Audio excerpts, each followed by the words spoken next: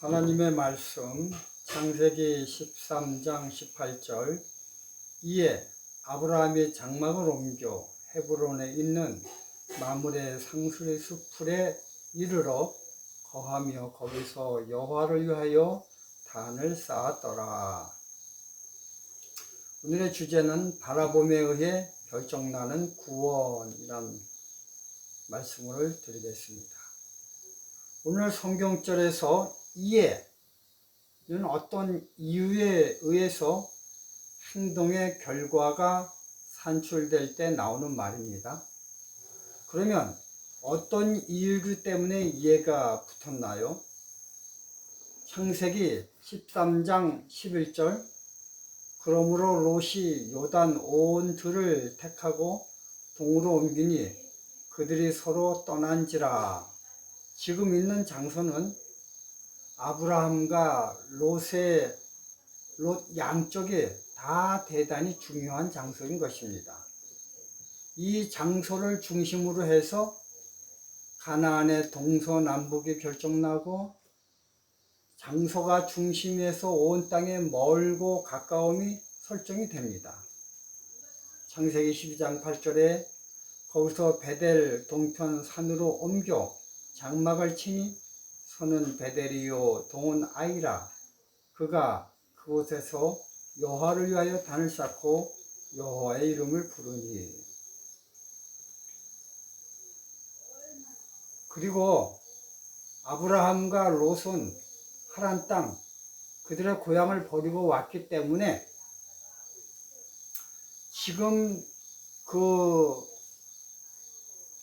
있는 장소가 제2의 고향인 것입니다. 그래서 애굽 땅에서 숱한 고생을 하였을 때 그들이 돌아갈 장소는 세상 어디에 없고 바로 이 장소가 그들의 고향이자 거할 장소이기 때문에 온 것입니다. 연어가 바다로 갔다가 자기의 난 곳을 찾아 목숨 걸고 회귀하듯이 아브라함과 롯은 그곳으로 회귀한 것입니다.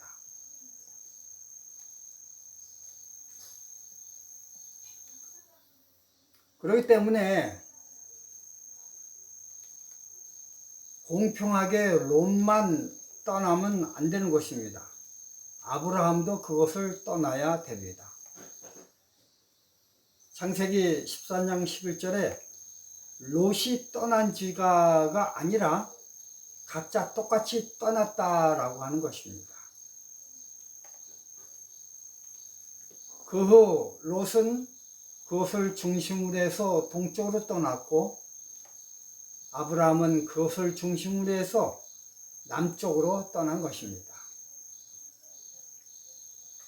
그러면 왜 아브라함은 그 숱한 장소 가운데서 하필이면 창세기 13장 8절에 있는 헤브론에 있는 마므레 상수리 나무 숲에 거했을까요?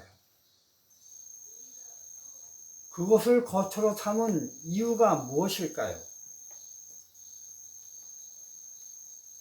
제가 볼 때 인간적인 이유로, 성경은 없지만 인간적인 이유로는 풍경이 아름답고 물이 풍부하고 멋있는 곳일 수 있을 수도 있습니다.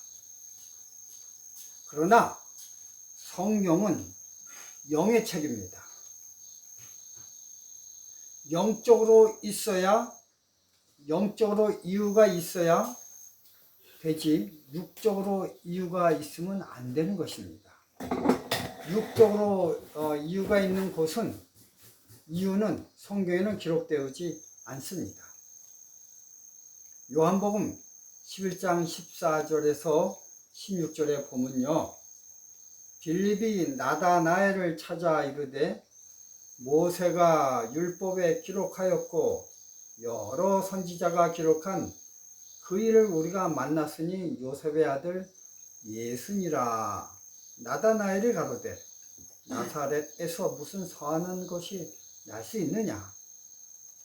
빌립에게 있어서의 이 메시아의 조건은 영적인 책에 의해서 구별돼야만 메시아가 될 수가 있습니다. 그 어떤 것에 의해서도 평가되어서는 안 되고 영적인 구별법에 의해서만 구별이 되어야 되는 것입니다. 그런데 나다나엘은 메시아를 영적 책에 의해서 구별하지 않고 세상 방법에 의해서 구별함으로 인해서 메시아 구별법에 의해서 실패하였습니다. 이와 마찬가지로 롯은 그의 처소를 정할 때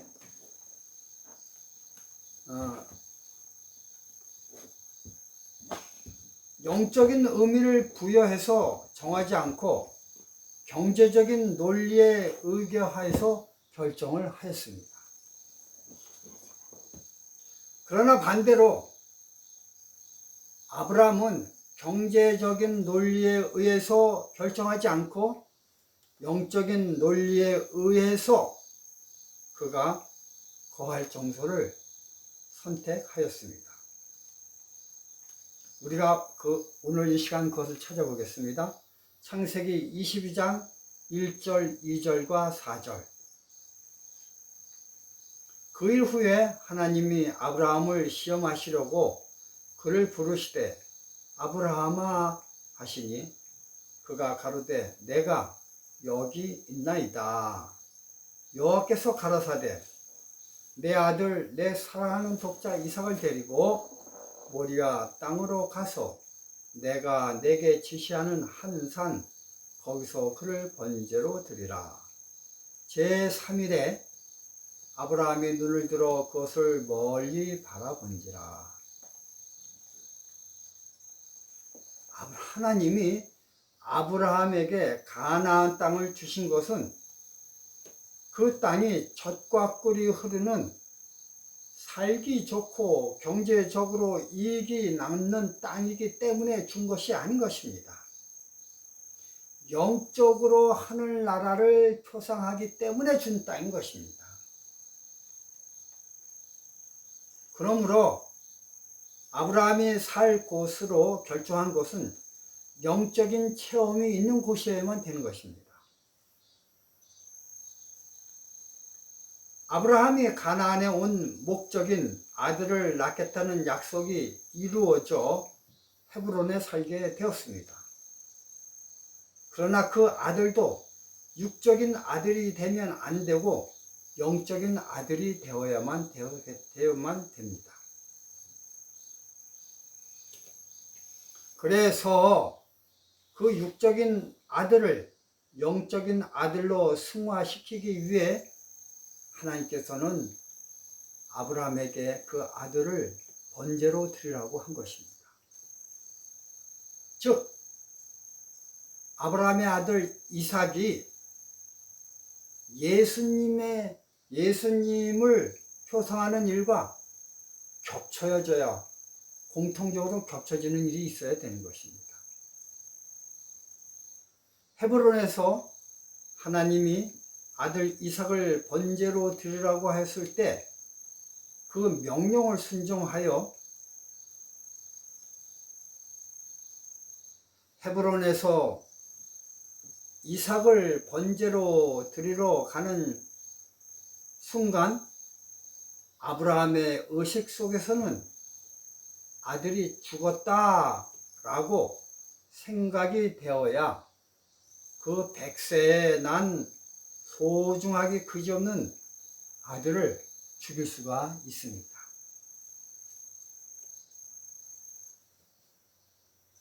아브라함이 그의 아들 이삭을 번제로 드리는 그 장소까지 걸리는 시간은 3일 길이었습니다. 그에게 있어서 3일 길은 이삭에게 있어서는 이삭은 죽은 아들이지 살아있는 아들이 아닌 것입니다. 예수님이 3일 만에 죽음에서 일어나 부활하신 것처럼 아브라함도 3일 후 새로 태어난 아들을 가져야만 되는 것입니다. 이처럼 성경의 예언을 성취시키기 위하여 아브라함은 3일 길이 걸리는 헤브론에 살아야 했던 것입니다. 이러한 사건이 예수님의 십자가 사건과 정확히 같아지려면 이삭과 예수님이 그 어떤 것으로 공통된 사건이 있어야 되는 것입니다.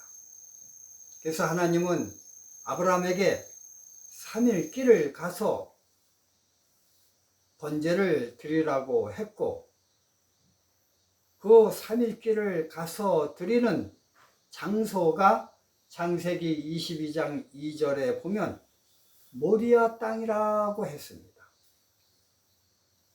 근데 그 모리아 땅이 역대하 3장 1절을 보니까 이런 말이 있어요. 솔로몬이 예루살렘 모리아 산에 여호와의 전 건축하기를 시작하니, 이 모리아 산이 시간이 지나서 솔로몬 당시에는 모리아라는 이름이라고 불리지 않고 예루살렘이라고 불린 것입니다. 이삭이 번제로 드린 그 바위가 나중에 그 바위를 중심으로 해서 솔로몬이 성전을 지었고, 나중에는 하나님의 아들이신 예수님이 그 주변에 십자가에 달려 돌아가심으로 이삭이 예수님의 표상이 분명함을 성경은 이렇게 증거하고 있는 것입니다. 창세기 13장 11절에 우리가 아는 것처럼 그들이 서로 떠난지라.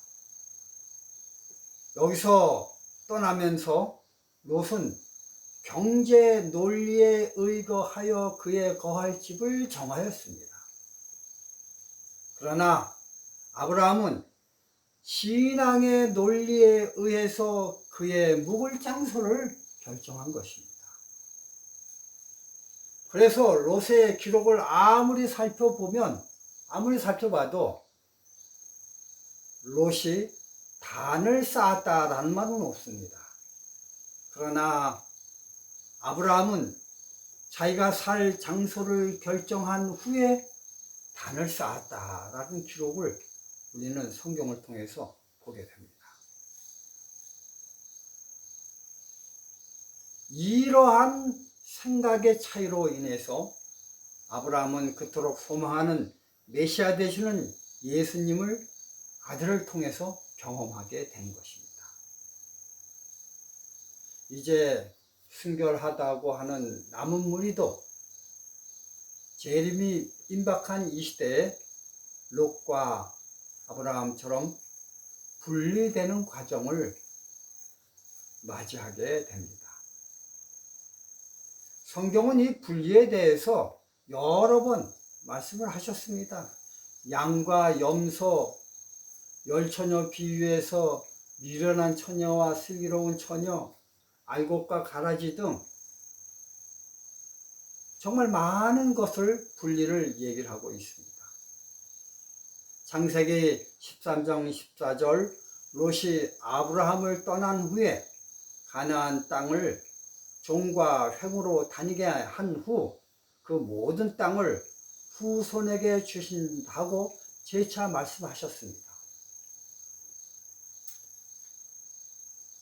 그렇습니다. 우리도 분리를 해야 되겠습니다. 우리는 세상 경제 논리를 앞세우는 모든 실체들 앞에서 분리를 해야 되는 것입니다. 그런데 제 말에 오해가 없기를 바랍니다.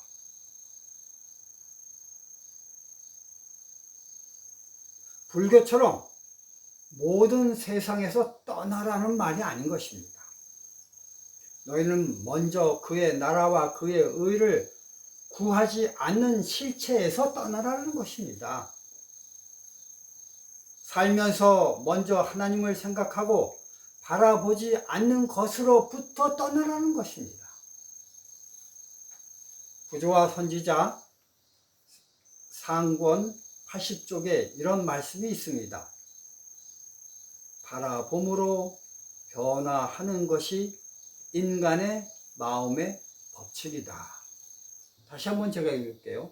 바라봄으로 변화하는 것이 인간의 마음의 법칙이다. 그러므로 먼저 뭘 바라봤느냐에 따라 그 사람이 롯이 되기도 하고 아브라함이 되기도 하는 것입니다. 그래서 히브리서 12장 2절에 믿음의 주요 또 온전케 하신 이인 예수를 바라보자라고 제안을 하고 있는 것입니다. 그래서 우리는 매일 아침 일찍 일어나 제일 먼저 하나님을 바라보는 일을 하기를 바랍니다. 그러한 일을 그 어떠한 일에 의해서 빼앗기지 않는 여러분들이 되시기를 바랍니다. 그러므로 시작부터 하나님을 바라봄으로 하루 종일 하나님을 바라보는 우리가 됨을 통해서 아브라함이 되는 저와 여러분이 되길 바라며 말씀을 마치겠습니다.